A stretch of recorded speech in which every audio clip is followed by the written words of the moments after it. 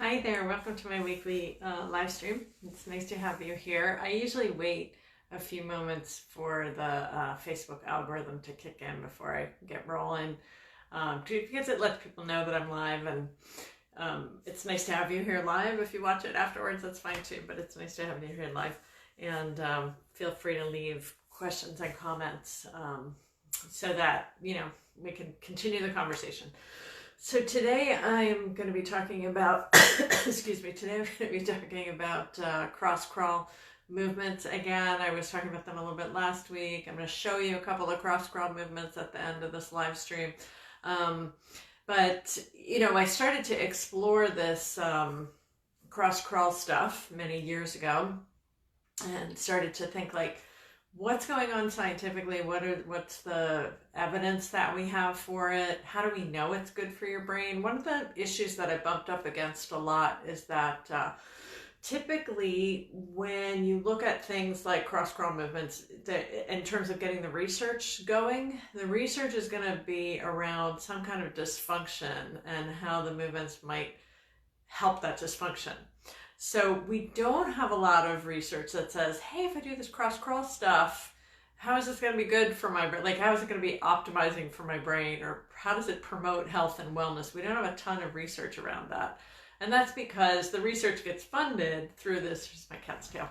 This research gets funded through dysfunction, right? So that means where's the research? And so the majority of the research comes through the stroke rehab literature. So people who've lost one, people who've lost one, side of function because stroke in the brain.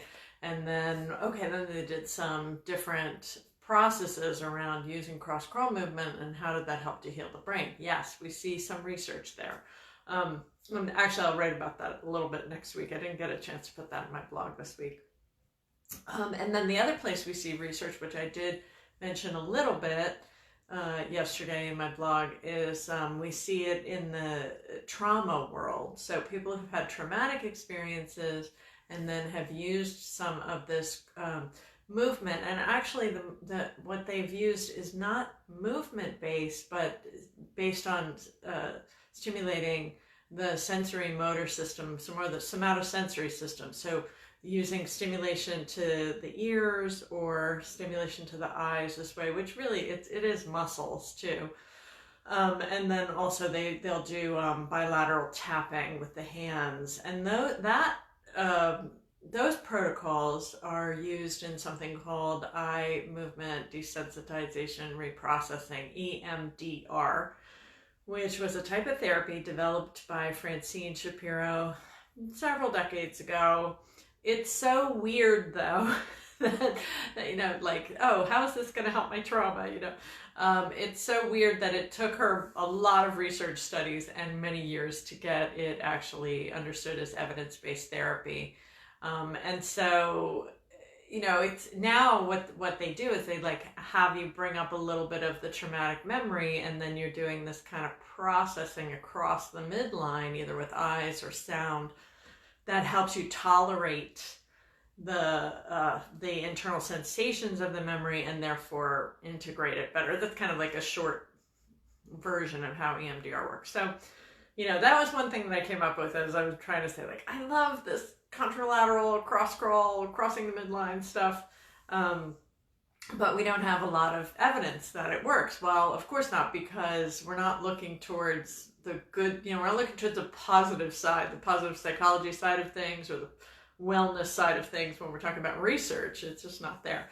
Now, I want to say one other thing before I show you a couple of things here. And by the way, if you have questions or comments, and just if you're here, please leave a message that you're here. It's really nice to know that for me.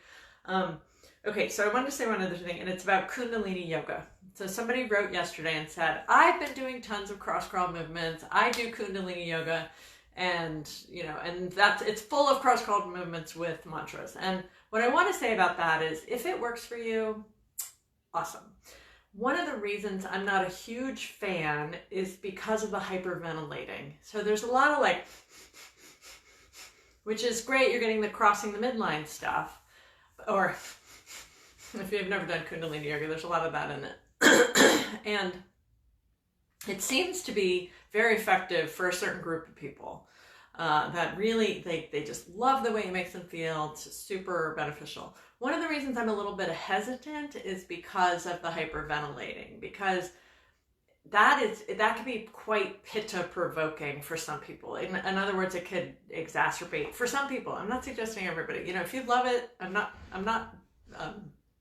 In no way am I telling you not to love your practice. Do your practice, but the hyperventilating can be, I said pitta provoking. What it can do is kind of take the nervous system towards that sympathetic activation as opposed to the parasympathetic activation, which is why I prefer the slow, mindful, long exhales and paying attention to the movement. I think I showed this one last week. Paying attention to the movements as you're taking them. I prefer that kind of iteration or that kind of approach more than the hyperventilating approach. Now, hyperventilating for some people, it pushes the nervous system so much towards that sympathetic activation that then they go into parasympathetic afterwards. So that's how it works. So for some people, great, do it. But it makes me a little bit nervous to work with the hyperventilating and the cross-crawl stuff and mantras. I think it's just a lot going on in the nervous system. Can make you a little bit like vata deranged or a little pitta provoked. Okay, so that's my opinion. Took me a long time to realize I was welcome to have one. That's my opinion. And if you love it, again, I would never, tell you not to love that practice, but it's one thing that makes me a little nervous about it. Okay, so I wanted to show you a couple of, let me just look and see if there's comments before I roll into it. Okay, I see a couple people are here. Thank you, I'm glad you're here. So a couple of things I want to show you this week.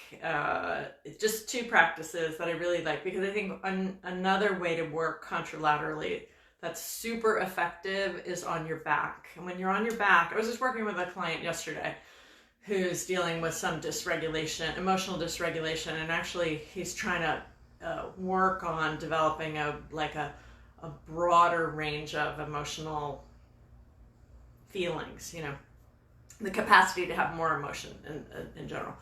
And one of the things that I love is being on your back, because then you can soften or close your eyes, then you can really work on that interoception, and there's some great benefit to that. So here's two practices you can bring to, use for yourself or bring to your students. And I hope you can see me over here. Yeah, I think so.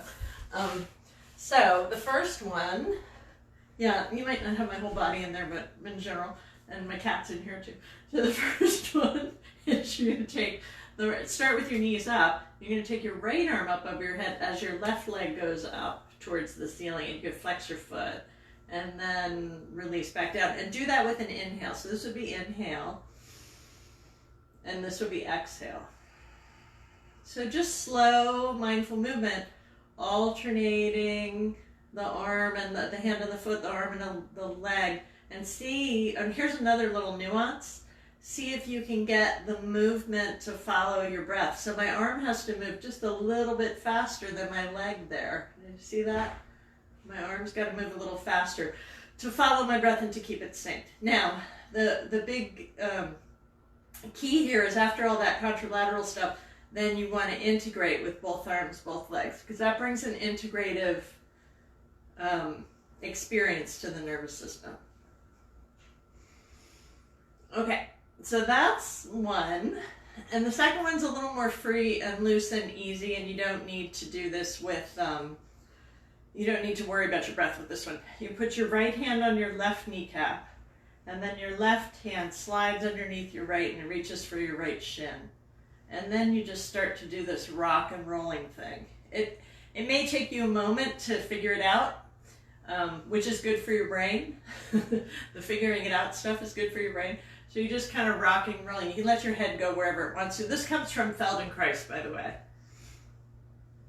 So I love this one. And then after doing that for a while, you switch and you put your left hand on top of your right kneecap, and your right hand goes under and reaches for the top of the shin on the left knee. And then there's that just little rock and roll. This one feels really nice in the neck and shoulders and the hips too. So you go slow, but you don't have to worry so much about the breath with that one, but take it slow. Okay, so I want to thank you for being here today. Does anybody have questions? Let me look and see. Oh, Laura's just laughing about my cat. Yeah, my cat's my guru. What can I say? He's always doing yoga with me. Okay, thank you. Thank you so much for being here today. I'll see you next week. Take care. Namaste.